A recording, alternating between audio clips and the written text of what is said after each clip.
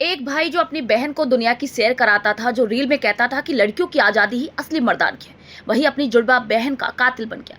मुरादाबाद के 25 वर्षीय इंजीनियर हार्दिक मल्होत्रा ने अपनी बहन हिमशिखा की जो हालत की, उसे सुनकर रूह कांप जाएगी। होली का त्योहार था, घर में खुशियां होनी चाहिए थी, लेकिन हार्दिक के सर पर खून सवार था।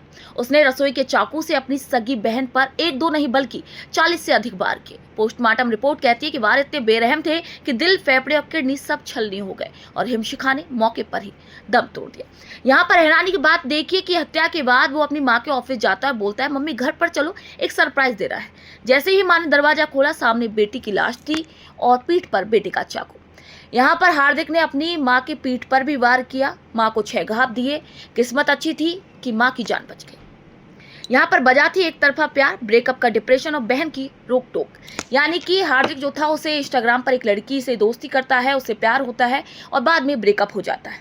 उसी के बाद जो माँ और बहन होती है, उसे बार बार उसके लिए बात करती है, रोकती टोकती है। तो हार्दिक को लगने लगा कि शायद माँ और बहन दोनों उस रिश्ते में दखल दे रही हैं और इसीलिए उसने इस घटना को अंजाम दे दिया। आज वही हार्दिक जेल में बैठकर पूछ रहा है कि मम्मी का ख्याल कौन रखेगा।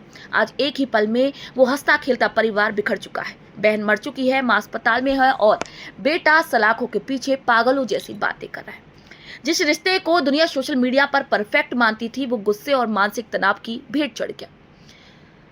ये घटना हमें एक सबक देती है कि हम जिस डिजिटल दुनिया को सच मानकर बैठ जाते हैं, वो अक्सर एक धोखा होती है। क्योंकि कैमरे के सामने जो चमकती हुई मुस्कुराहटें और रिश्ते हम रील्स में देखते हैं, वो अक्सर एक कोरा झूठ होते हैं, क्योंकि उनके पीछे छिपा अंधेरा बेहद गहरा होता है, शायद जिसकी कल्पना हम नहीं कर सकते।